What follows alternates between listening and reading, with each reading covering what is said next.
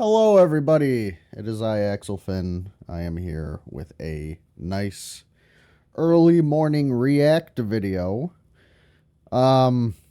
Youngest school shooters in history. It's a 32-minute video. It was made 5 months ago by Crime Dynasty Twisted. Go give them a give them a subscribe, give them a shout. Give this video a nice like. You see what I did there? You see what I did there?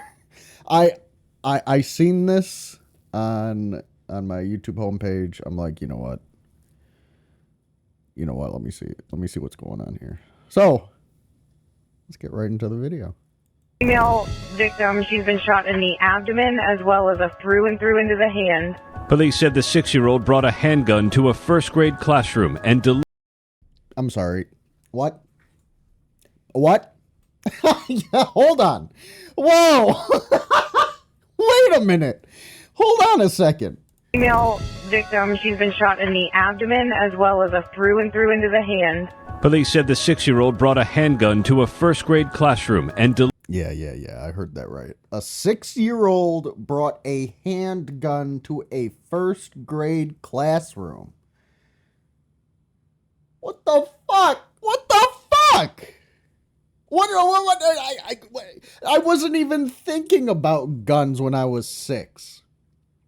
You know what I was worried about? Where the fuck my snacks were. Am I allowed to go outside and hang out with my buddies? Like, that's all I cared about. I didn't care about, oh, let me grab this pew-pew. And, you know, oh my goodness. Oh my goodness. Who?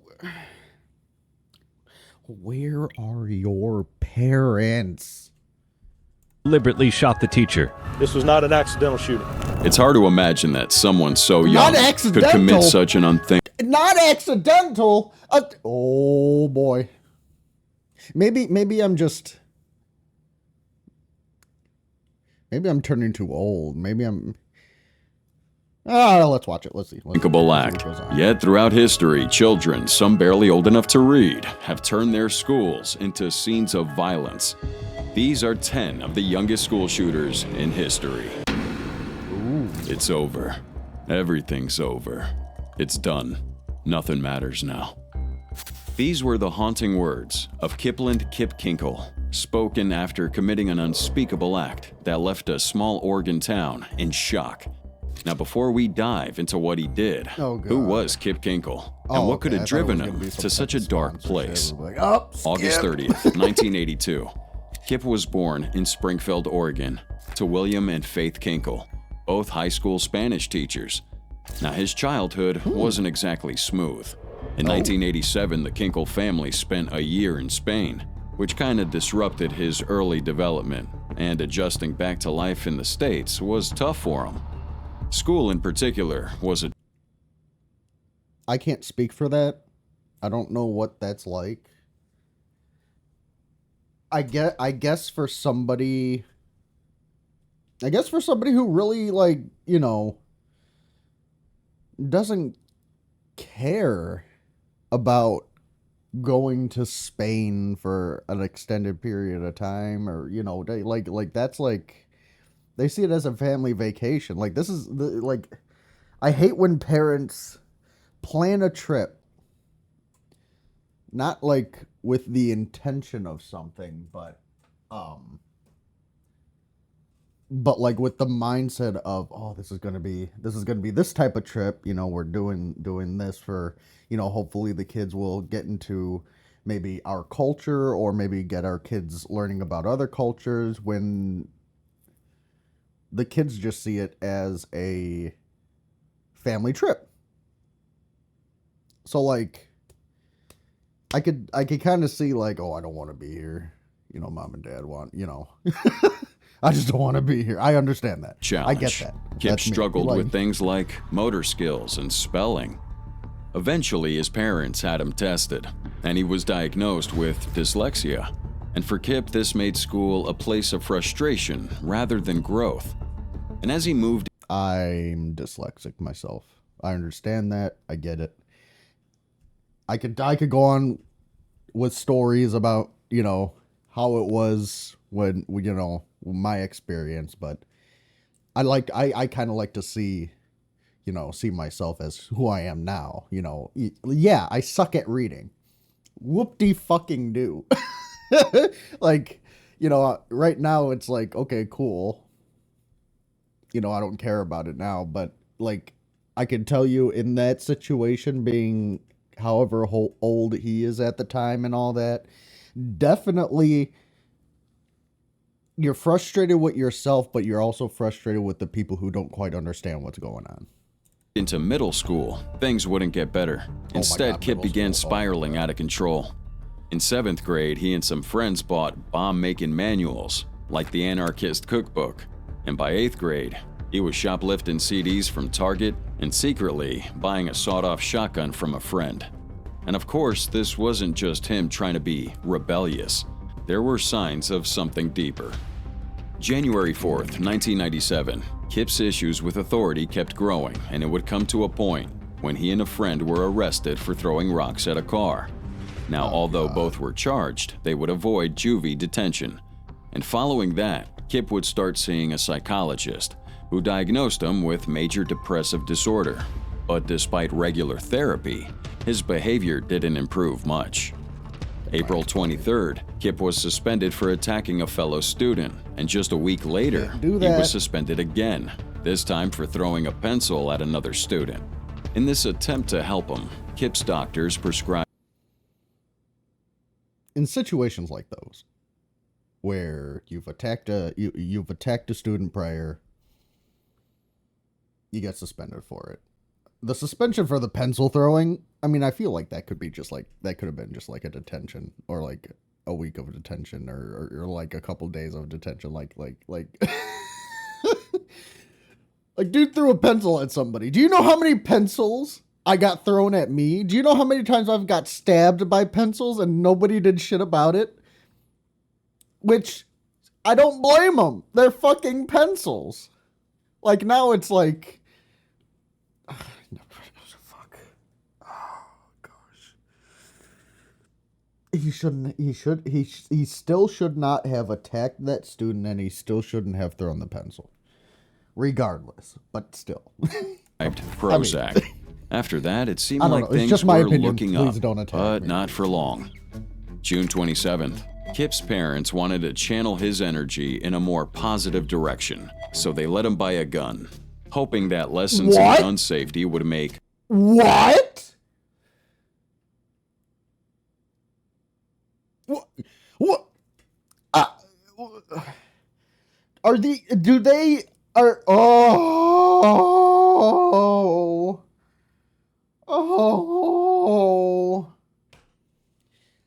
Do they not pay attention to what any of the doctors said? He's been diagnosed with shit. And you decide to buy him a gun? Common sense. I know I say this a lot. Common sense is not so common anymore. I don't think common sense has been common for a very, very long time. A positive difference. But just a month later, Kip secretly bought a semi-automatic pistol and hid it from him. At the start of the school year, Kip enrolled at Thurston High. He started off pretty well, even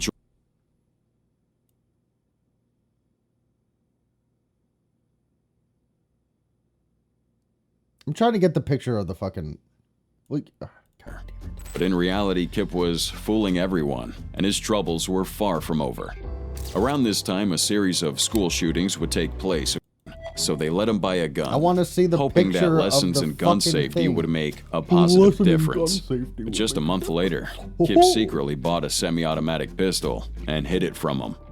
At the start of the school year, Kip enrolled at Thurston High. Thirst. He's thirsty. That's what's going on. You've got to read between the lines, folks. There's nothing wrong with him.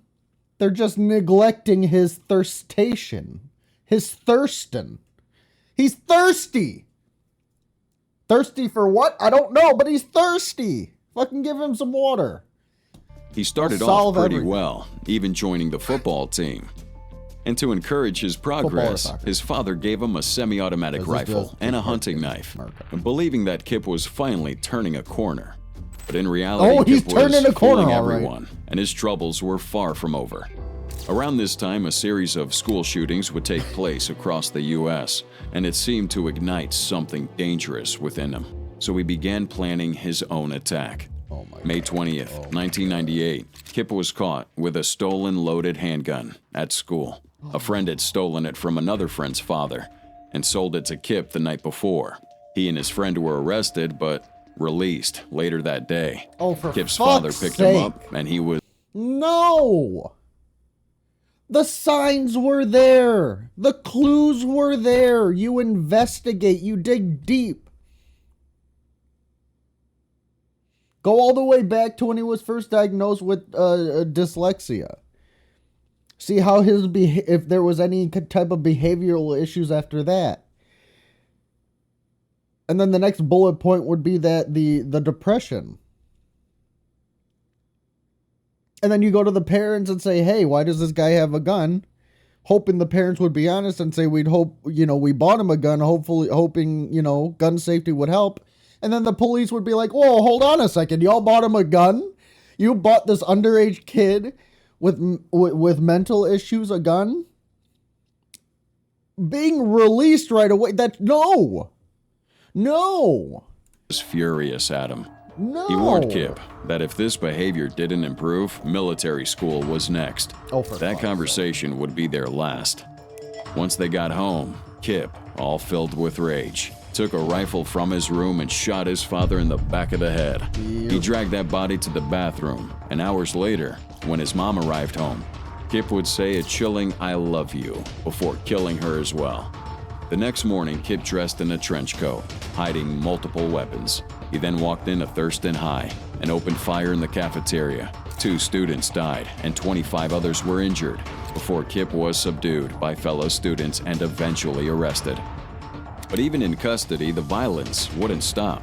While being held at the station, Kip managed to pull a hidden knife and threaten the officers, even trying to cut his own wrists. But the officers disarmed him using pepper spray. By September 24th, 1999, Kip, just 15 years old at the time of the attack, was charged with 58 felony counts, Holy including 4 shit. for aggravated murder and 26 for attempted murder. Defense psychologists argued that Kip was suffering from serious mental health conditions, including undiagnosed paranoid schizophrenia, and claimed that if these issues had been looked into, the tragedy could have been avoided. Regardless, Kip pled guilty. I'm not going to sit here and say something like people use that excuse to try to get off all the time. But it's like it is so hard to fucking are they actually schizophrenic? Like in this case there was no indication or any report from the video at least that there were no like signs of anything. Cuz like I seen a video from another YouTube channel that does this just about the same thing, and it was about this girl who was stabbing her boyfriend, and he was asleep on the couch. Their kid was next to him in the playpen, and this is what she says. She said she saw this big black like monster attacking her boyfriend. So she grabbed the scissors and fucking started attacking the monster. But in reality, the monster was her boyfriend. And apparently, years leading up to that, there were so many signs that nobody picked up on. And so, I hope he doesn't, for the sake of like not having schizophrenia. But if he does, like, regardless, he needs help, and this should have the signs were there. They should have been addressed beforehand. To all charges, should he have was been given addressed 111 years in prison with no Ooh. possibility of parole. While this prosecution was successful in doing what needed to be done, namely forever protecting society from Mr. Kinkle. There are no winners in this incident. October 24th, 2014, the halls of the Marysville Pilchuck High School in Washington were forever changed. 15-year-old Jalen Freiberg, once the life of the party, committed a horrific act that left 4 of his peers dead before he turned the gun on himself. Oh, shit. Just a week earlier, Jalen was a homecoming prince, standing tall, flashing a smile as his classmates cheered him on. He was Homecoming prince? I have never heard that term. Interesting. I like hearing how even in America, like, I like how different places do things differently. Like with my high school, I don't think there was like they announced. I don't know if they even did announce. I think they just took a vote at prom and it was like, ta-da, here you go, do your prom king and queen and whatnot. So pretty cool. popular, well-liked, and even the star of the football team. Everyone thought he had it all. In the eyes of his friends and teachers, Jalen was the kindest of people you could root for. He was ambitious, caring, and driven, and he wasn't just What if he was suffering from LDS?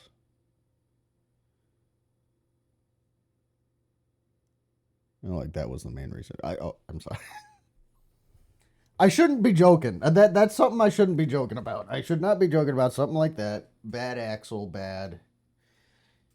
Oh, God. I'm sorry.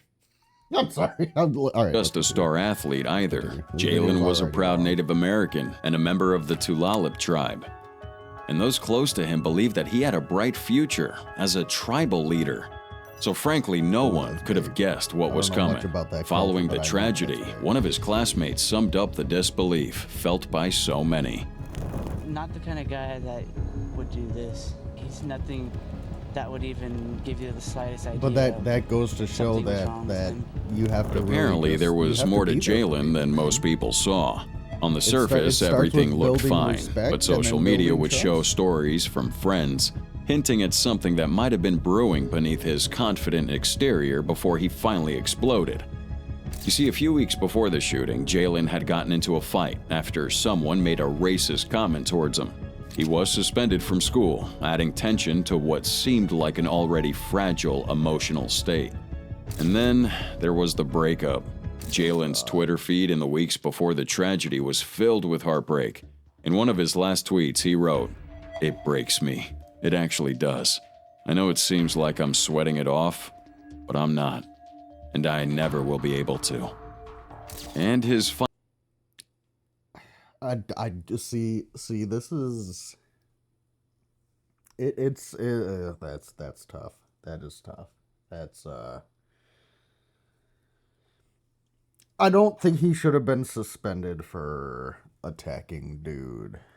First, if dude really was, I wasn't there. I'm not gonna, I don't know, and I don't have the police report in front of me. I'm just going off this video. But like, if dude really was throwing racial slurs at old boy should not have been suspended for attacking dude.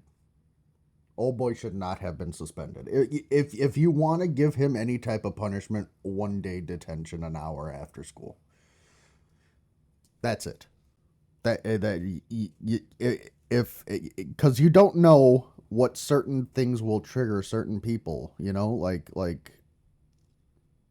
one person could be like, that stuff doesn't bother me, those words don't bother me, but I know your intent is hateful, so how about I spew back some words, and it gets into a verbal fight. Nobody really gets physically injured or a worse outcome, but and then the girlfriend, I don't know. I hope they explain the situation with the girlfriend. I hope I hope it wasn't one of those she straight up just said, "I've been cheating on you and I'm sticking with old boy" type of thing. Final tweet, posted just the day before the shooting, was chillingly simple. "It won't last. It'll never last." Still, no one saw it coming. On the day of the shooting, Jalen seemed fine. He even chatted with friends at a football practice and exchanged handshakes, showing no signs of the darkness building inside. But then, everything changed in the cafeteria just hours later. At the time of the shooting, there were around 150 students in the cafeteria. When the first shot was heard, nobody could believe their eyes. There stood Jalen, gun in hand, firing into a group of his friends. In total, 4 of Jalen's closest friends were killed. And Why would dude go after his closest friends first? I know they said something, you know.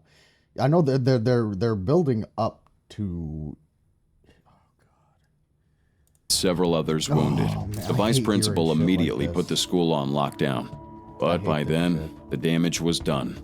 Jalen would finish this off by turning the gun on himself and end his own life. In the aftermath, the focus shifted to his father, Raymond Freiberg Jr., who had illegally purchased the gun used in the shooting. Raymond had lied on the background check, concealing a history of domestic violence, which legally bars him from owning firearms. March 2015, he pled not guilty but was eventually convicted of illegal possession of firearms and sentenced to 2 years in prison.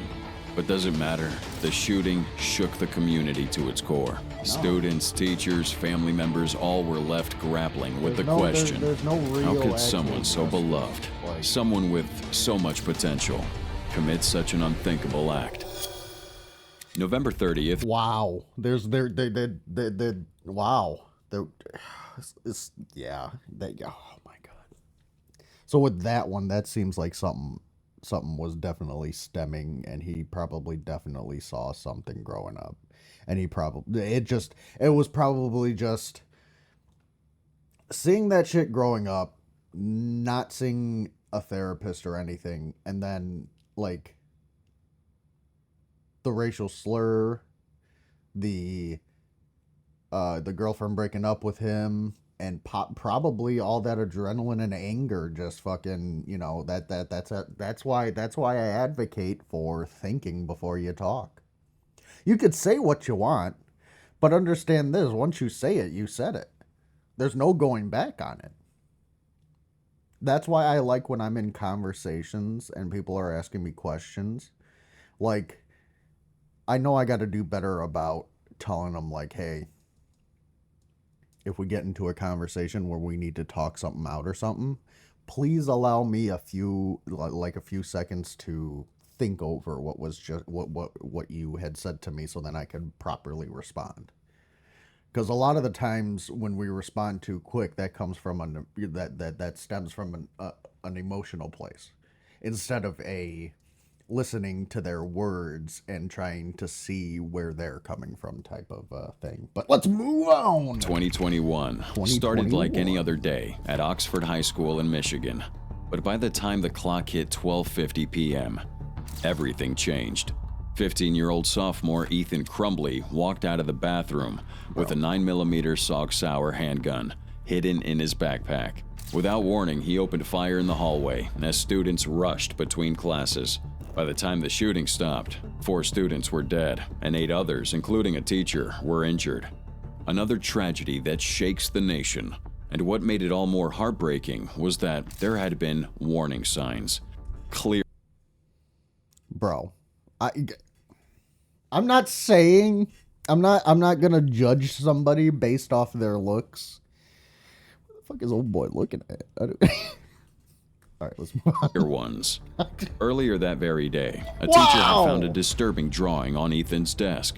It showed a gun, blood, and the words, "Help me, the thoughts won't stop." His parents, Jennifer and James Crumbly, were called to the school for an emergency meeting. But instead of taking their son home, they left him there, even though they knew about the gun they had just bought for him. What? Just a few days before the shooting, the school had reached out to Ethan's mom after he was caught looking up ammunition on his phone.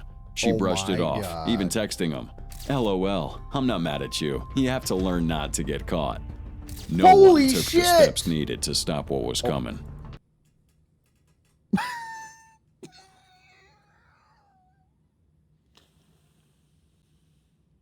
He was fucked from the beginning. He had no chance. Just based off of the little bit we heard about his parents. I'm sorry, not we. I don't want to say I'm speaking for anybody. I am speaking for myself.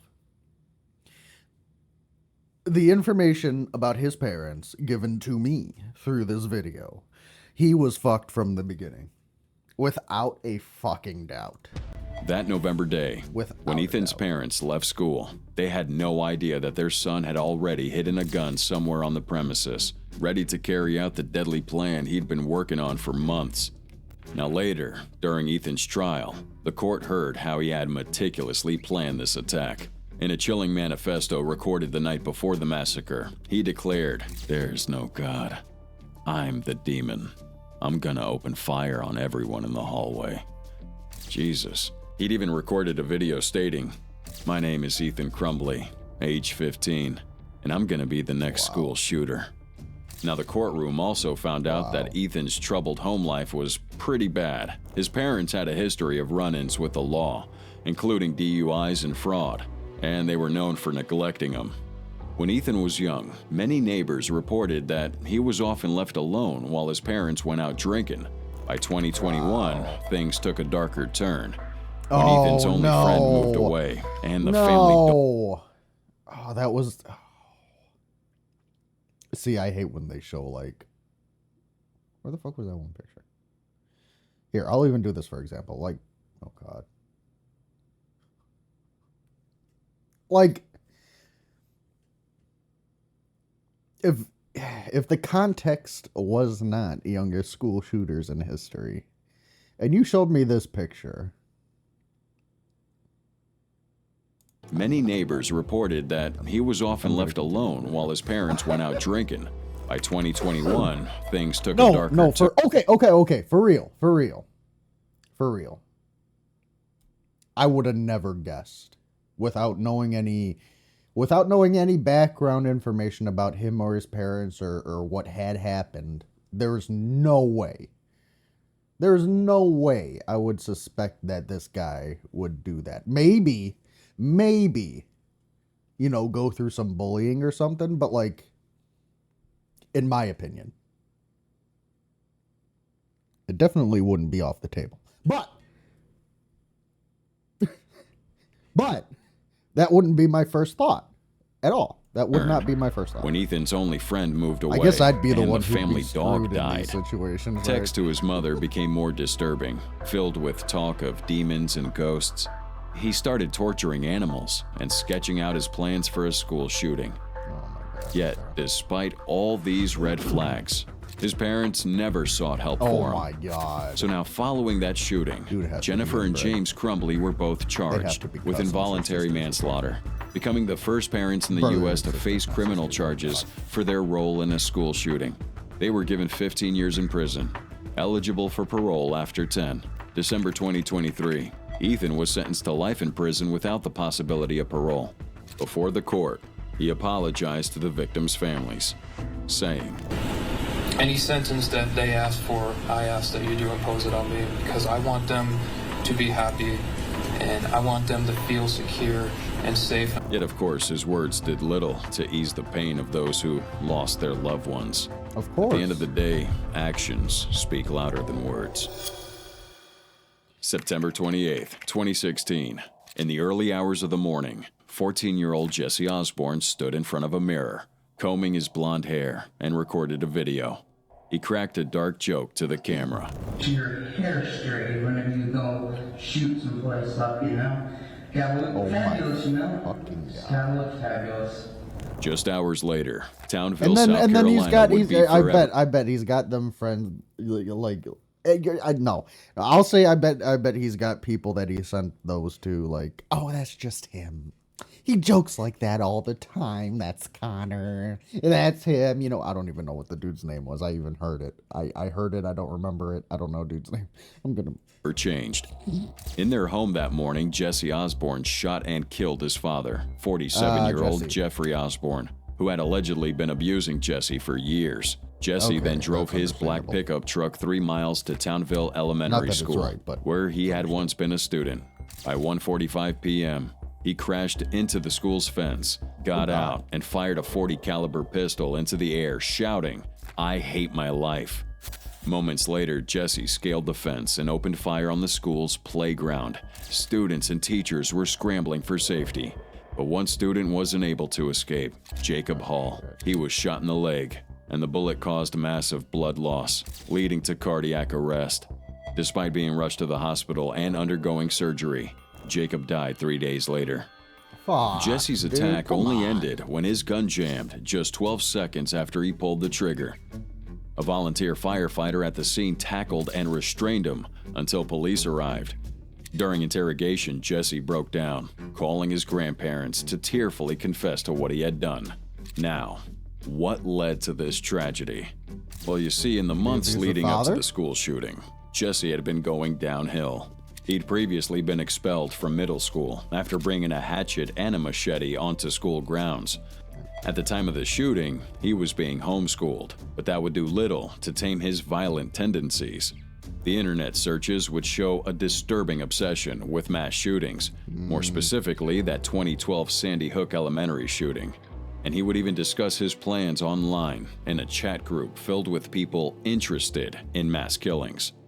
Jesse talked about how Townville Elementary didn't have cops, and that he could get there within 4 minutes, and he initially planned on killing 50 or 60 people. Holy In the end, shit. Jesse Osborne pled guilty to 2 counts of murder and 3 counts of attempted murder. November 2019, he was given life in prison without parole for his father's and Jacob Hall's death, and Good. 30 years for Well, the good attempted for murder charges. Jacob Hall one. Jesse has appealed multiple times, and finally in September 2023, Jesse's 2 life sentences were modified to 75 years each. Now, this adjustment allowed him to participate in prison programs that were previously unavailable to inmates serving life without parole. Oh. February 2nd, 1996, like a good behavior 14-year-old type shit, Barry or- Lukatis walks into his middle school in Moses Lake, Washington, dressed like a gunslinger. Hidden under his coat were 2 pistols and a high-powered rifle. You're telling me he had the hat and everything. You're telling me this guy had the hat and everything. Like, really? What? This day would end in tragedy, with Well, 3 yes. people dead and several others traumatized by the violence they witnessed. Born February 26, 1981, Barry had a really turbulent childhood. He spent his early years in Iowa and Minnesota before moving to Washington with his family when he was in 5th grade. But his home life began to unravel with his father's affair on one side and his mom's mental health problem on the other. His mother would often speak about killing herself and even suggested that they both end their lives together on Valentine's Day in 1996. Now, many wondered if this home environment pushed Barry over the edge. Barry himself would later say that the relentless bullying at school and his problems with clinical depression were what truly led to his violent outburst. Now, that fateful think morning, the mother rather than helped. taking the bus to school, Barry chose to walk. With every step, he moved closer to the horrifying act he was about to commit. Yeah, I don't think He walked the house- inside his the algebra's house, like, classroom not and drew his that, weapon, at all. shooting and killing his teacher as she stood there in front of the chalkboard, still holding onto the eraser. He then turned the gun on his classmates, killing 2 students, one of whom had bullied him, and injuring another girl by shooting her in the arm. For a brief time, Lukatis took hostages in the classroom, but this would all end with one brave teacher, John Lane, who entered the room, helped evacuate the wounded, and tackled Barry to the ground, holding him there until police arrived. Let's go, By September John! 1997, Lukatis was convicted of 2 counts of aggravated first-degree murder. He was given 2 life terms without the possibility of parole. But his story didn't end there. In the years following his sentencing, the U.S. Supreme Court ruled that juveniles, those under 18 at the time of their crime, couldn't be given automatic life sentences without the chance of parole. So in 2017, Barry returned to court for resentencing. For the first time, he publicly apologized for his horrific acts. None of you should have to go through that. And it was because I was stupid, and because I was pathetic, and because I was weak. Despite this, the court upheld his punishment, sentencing him to 189 years in prison. December 1st, Okay, I 1997. got scared. I was the like, calm of a holy typical shit. school day at Heath High School in West Paducah, Kentucky was shattered Paducah. when I've been to 14-year-old Paducah. Well, I haven't been there to visit. I drove through there. Very, very nice place. Very nice place, Paducah. I like it. I do like it. Michael Carneal launched a tragic attack, killing 3 girls and injuring 5 others. Now, Michael was a B- student with no major disciplinary issues, but beneath the surface, he was struggling and didn't have many friends. He often tried fitting in by bringing items to school to sell, even resorting to stealing to gain friendship. Yet, unfortunately, his small stature and physical weakness made him a target for bullying. And to make matters worse, a gossip column in the middle school's newspaper claimed that he had feelings for another male student, leading to a How do the teachers approve this? There's no teacher reading through the edit before it gets fully published in the school. This fucking thing. Fucking, oh my fucking God. You know, I think I'm exposing myself a little bit. How it's not all teachers and not all schools, but man. And from what I hear, shit's not getting any better. Shit's not getting any fucking better. barrage of name-calling that only intensified his And isolation I'm not and hatred. trying to blame it all So on in the the one weeks side. leading up to the shooting, It's Michael just, stole a .38 handgun from his parents' room, hoping to sell it. But a fellow student would take this gun from him, threatening to inform the authorities unless Michael handed it over. That experience, combined with his earlier attempts to connect with peers, deepened his sense of helplessness and frustration. And around that time, Michael had also started telling students that something big is going to happen, but no one would take him seriously. Of course. And as November rolled around, Michael stole 2 shotguns from his father's closet and hid them under his bed. That's why And you with have a chilling safe. Determination, You he put them in a prepared to safe carry inside out of a his plan. safe. You put the guns inside of a safe, inside of a safe, inside of a safe. You put the guns inside of a safe, inside of a safe, inside of a safe, inside of a safe, inside of a safe, inside of a safe. Inside of a safe, inside of a safe, inside of a safe, inside of a safe, inside of a safe, inside of a safe, inside of a safe. Inside a vault. On that fateful December morning, he wrapped the shotguns and 2 pistols in a blanket, claiming that they were part of an art project he was working on. Once at school, he put in his earplugs and pulled a pistol from his bag. Without hesitation, he fires 8 rounds into a youth prayer group, a moment of chaos that left a lasting impact on everyone present. But when Michael saw his friend, Nicole Hadley, fatally injured, he placed his pistol on the ground and surrendered to the school's principal, Bill Bond. So he had somebody he considered a friend. Oh, no. He had somebody he considered a friend, and oh my God, he probably didn't feel like he could confide in her.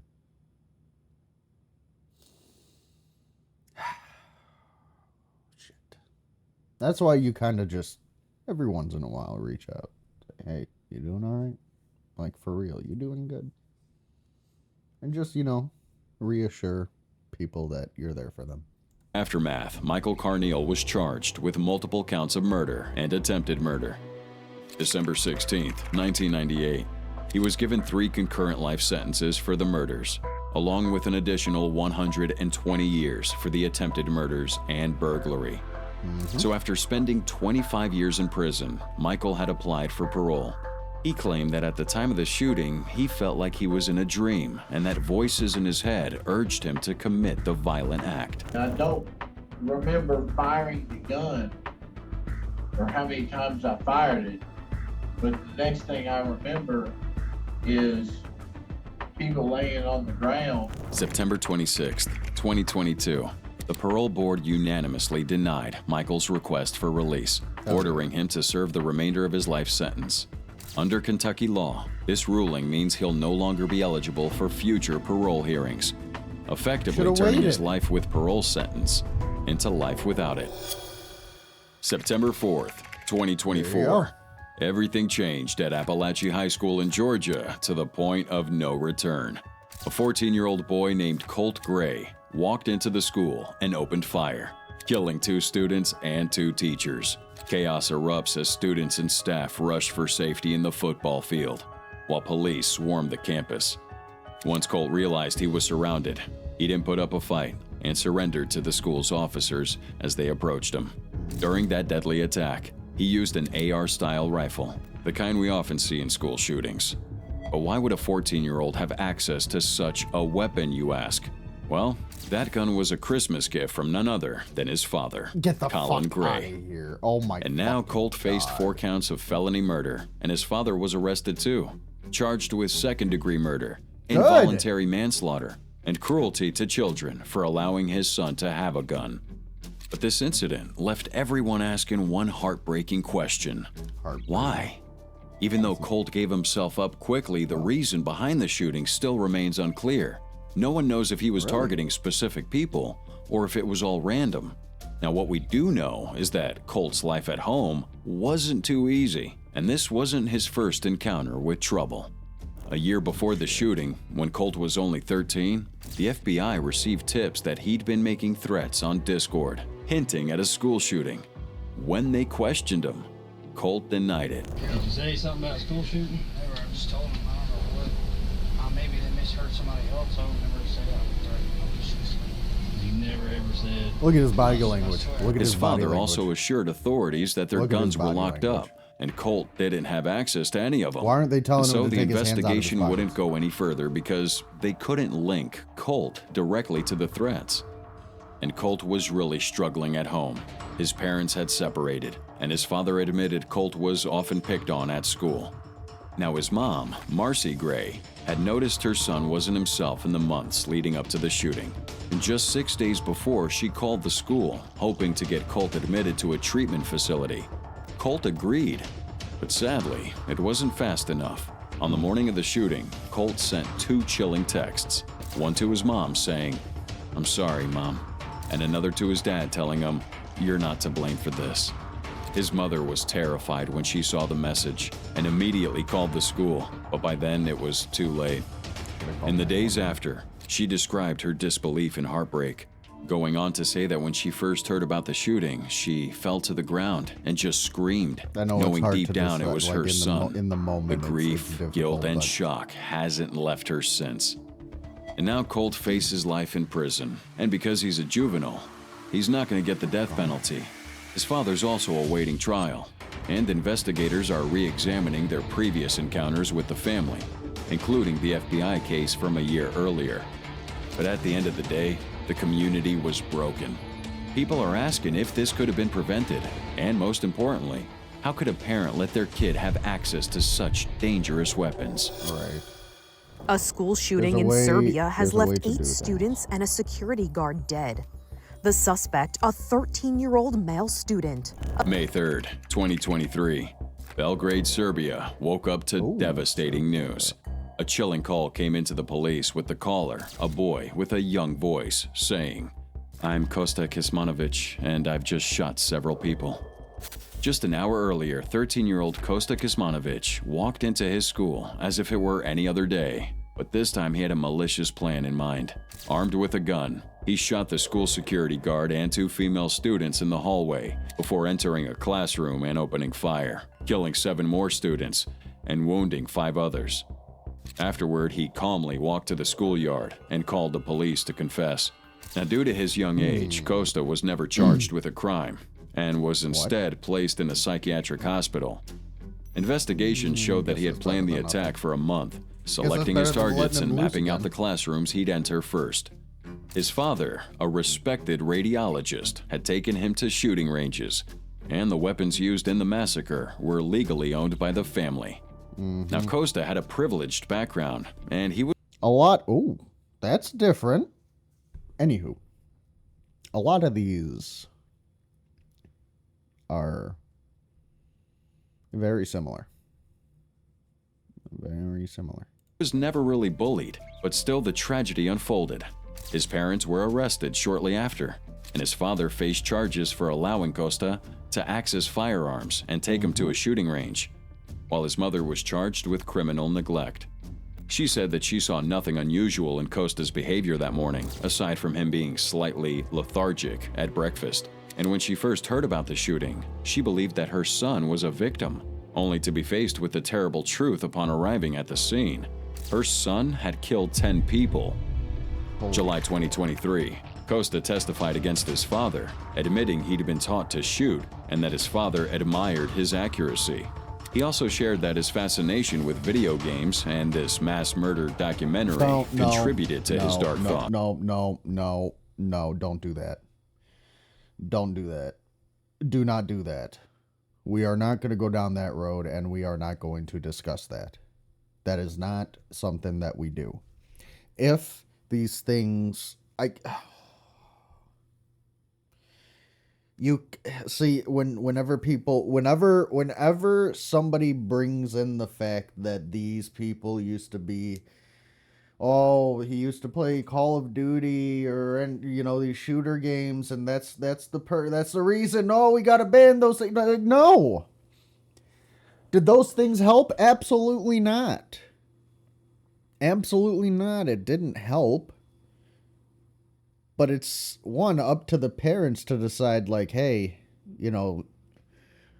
this game's about war. Maybe we shouldn't let our fucking young kid fucking play it. I mean, I played it. I turned out okay. Never fucking planned to do anything bad like that.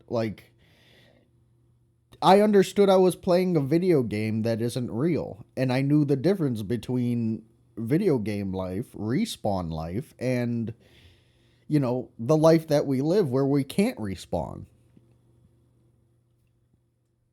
So what would I be fucking hell. What would I be categorized as? A potential threat? No, get fucked. Get fucked. Costa did express regret for his actions, claiming that he had changed his mind and felt remorse for the shooting. And if he could turn back time, he wouldn't do it again. Almost looks like him. But for the families of the victims, that was a little too late. And well, in the eyes of many, Costa Kosmanovic hasn't faced real punishment for the lives he took. And despite the tragedy, he'll even get to continue his education and maybe even have his whole life ahead of him. Something his victims don't get to do. Wow. August 2023. Costa's mom reached out to institutions, requesting arrangements for both him and his younger sister to continue their schooling through online education because he's in a psychiatric facility. On the Teachers' Council at Costa's former school, Vladislav Rybnikar voted to expel him, but Education Minister Slavika Dejanovic explained that expulsion wasn't within the council's power. Instead, Costa can continue his studies at Dragan Herzog Elementary School in Belgrade, a special school for students with health-related issues. The school's director confirmed that Costa would resume his education there, though the exact format is yet to be determined. Oh, shit. March 24th, 1998. An unimaginable tragedy unfolds at Westside Middle School in Jonesboro, Arkansas. Two boys, Andrew Golden, 11, and Mitchell Johnson, 13, planned and executed a deadly shooting spree, leaving 5 people dead and 10 more injured. Now, these two weren't particularly close, but their bus rides back and forth were enough time for them to develop a bond over some sinister intentions. Andrew, the quieter of the two, appeared to be a model student. He was well liked by teachers and peers, and he had a passion for shooting, often going to the range with his family. However, beneath that polite surface lurked a sadistic side. He loved shooting animals with his BB gun, and he would find his match in Mitchell, who was known to be a bully at school, and often talked about wanting to join the Bloods. Throughout this meticulous planning, the boys managed to steal 9 firearms and approximately 2,000 rounds of ammo from Andrew's grandfather, and then proceeded to execute the next phase of their evil scheme. After parking a van full of supplies for their escape in the woods behind the school, Andrew pulled the fire alarm, sending students and teachers rushing outside. And as they did, the two would open fire from the tree line, aiming at their unsuspecting classmates and teachers. In just 10 minutes, they had killed 4 students and 1 brave teacher, Shannon Wright, who had died while shielding a student from the bullets. They would injure 10 more before police arrived and arrested him. Despite the horrific actions, neither Andrew nor Mitchell could be tried as adults due to their ages. They were sent to juvie detention until they were 21. Both were released in their early 20s. Mitchell in 2005 and Andrew in 2007. Fuck off. Now, Mitchell continued to be a criminal. He was arrested multiple times for drugs, theft, and fraud, and ultimately served more time in prison as an adult now. Andrew, on the other hand, attempted to live under the radar, even changing his name to Drew Douglas Grant, as he would try to obtain a concealed weapon. You wanted to live low. You changed your name from Andrew to Drew. You should have just gone into left field. You should have just gone into left field. Pick something that was like fucking the complete opposite. On the other end of the fucking alphabetical scale. Aight? Like, I bet you could. You seem like the dude to get away with the name Zonar. Permit. I could see it. His past, however, caught up with him, and his application was denied. Following that, Andrew mostly avoided public attention until karma finally caught up with him. July 27th, 2019. He was driving on a highway in Arkansas when he crossed the center and fatally crashed into another car. The two drivers would tragically lose their lives, bringing a sudden end to a life defined by violence and destruction.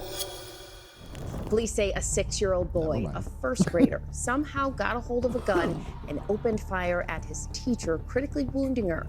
January 6th, 2023. The unbelievable occurs at Rich Neck Elementary School in Newport News, Virginia. A 6-year-old boy brings a gun to school and shoots his teacher, Abby Zwerner. When this tragedy happened, it was a typical afternoon, and Abby was teaching her little first graders. The 6-year-old, who had been displaying concerning behavior. I mean, talk about, like, yes, kids that age are misbehaving. They're kids. They're fucking kids. Sometimes they get a little physical. Sometimes they do things that are, man, that's pretty bad for a kid to do. But I mean, there's no way anybody would expect. I'm sure there are protocols just in case, but for some time, pulled out a 9mm handgun, pointed it at his teacher, and fired. The bullet pierced Abby's hand and lodged into her chest, yet somehow, despite the pain, she managed to get her students to safety before collapsing. The boy got that gun from home, where it was allegedly kept locked away by his mom, Deja Taylor, who would later face charges for child neglect and gun-related offenses. The story raised a lot of questions about how such a young child could carry out such a violent act, and it reignited debates over gun safety, parental responsibility, and sadly, school security. Yeah. Also, before this fateful day, there had been warning signs.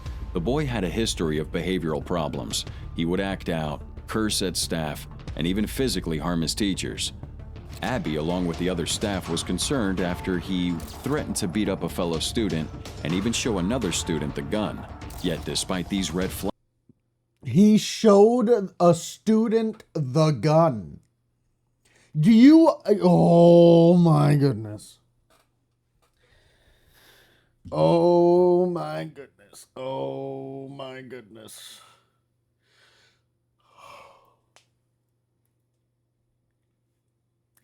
I can't. There's nothing I can say. I can't told the think of staff anything to wait out the situation.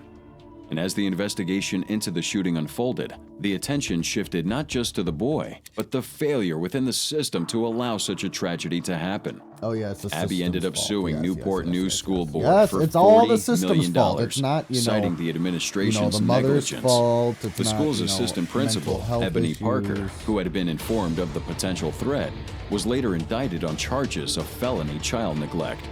Deja Taylor, the boy's mother, also took responsibility for the incident, acknowledging that her son had taken her gun, which she thought was securely stored. She faced both state and federal charges, including making false statements about the weapon and unlawfully possessing a firearm while using marijuana. November 2023, Taylor was given 21 months in prison for her federal offenses. and an additional 2 years for child neglect. Wow. That's in the... Ow. Man, that's so fucked. That's so fucked. Oh. It's whoa. Sentenced to death. Youngest convicts in the world. I might watch that next. I like watching these things because it humbles me. And yeah, maybe some people when they watch these things, they get a little bit paranoid or even, looking over their shoulder type thing. But this stuff, things like this happen. Things like this happen, and there are things that could be implemented better to prevent these things from happening. Some of them slip through the cracks. You just gotta adapt. You gotta update shit as these people adapt and their mindsets stay the same. You just have to get better stuff. You just have to notice certain things. You got, I feel like if you're going to be a teacher, you should, that's a lot to ask for. That's a lot to ask for from the teachers, and you're going to have to, somebody's going to have to pay up. It's all fucked up. It's all fucked up. Every last one of it. All of it's fucked up. Oh. You're stuck with me, I tell you. Oh, man. That's insane. That is insane. But I'm happy you guys watched along. And if you made it to the end of the video, please leave a like. Don't forget to subscribe. Turn on that bell. Maybe leave a comment down below. Give me your thoughts on maybe certain topics. I'd be happy to have a conversation with one or many of you down in the comments. And if there's anything that you guys would like me to watch, please let me know. But until next time, have a wonderful day.